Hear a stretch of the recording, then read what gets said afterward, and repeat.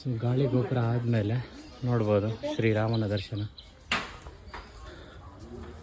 So ಇವಾಗೆಲ್ಲ flat road ಇದೆ ಕಂಪ್ಲೀಟಾಗಿ.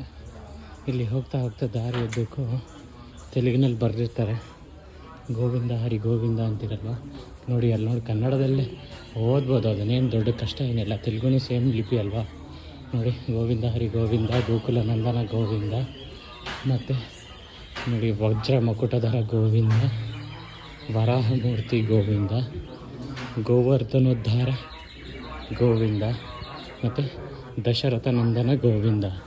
ಸೊ ಕಾಡು ನೋಡ್ಬೋದು. ಒಂದೊಂದು ಸಲ ಪಕ್ಷಿಗಳು ಸಿಗುತ್ತೆ, ಸಖತ್ತಾಗಿರೋ ಪಕ್ಷಿಗಳೆಲ್ಲ ಸಿಗುತ್ತೆ ನೋಡೋಕ್ಕೆ, ನೋಡ್ತಾ ಇರ್ಬೋದು.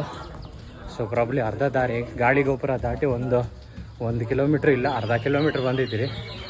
ನಿಜ ಆಂಜನೇಯನ ವಿಗ್ರಹ ಸಿಗಬೇಕು, ಅಂಜನಾದ್ರಿ ಬೆಟ್ಟ ಹೋಗಬೇಕು. ಅದಾದಮೇಲೆ ಮತ್ತು ಮೋಕಾళ్ళ ಪರ್ವತಮು ಅದಾದಮೇಲೆ ಸಿಗುತ್ತೆ. ಇವಾಗ ಎಷ್ಟು ಟೈಮು? 6:30. ಸೊ ದಾರಿನಲ್ಲೆಲ್ಲ ನೋಡ್ಬೋದು ಡಿಫ್ರೆಂಟ್ ನೋಡಿ. ಇದರಲ್ಲಿ ನೀರು ಇದ್ಬಿಟ್ಟು ಸೌಂಡ್ ಮಾಡ್ಬೋದು. ಮಾಡ್ತಾ ಇದ್ದಾನೆ. ಸೊ ಇಲ್ಲಿ ಬಂದಾಗೆಲ್ಲ ತೊಗೊಂಡೋಗ್ತೀನಿ, ಚೆನ್ನಾಗಿರುತ್ತೆ ಅದು. ಗೋವಿಂದ ಹರಿ ಗೋವಿಂದ, ಗೋಕುಲ ನಂದನ ಗೋವಿಂದ.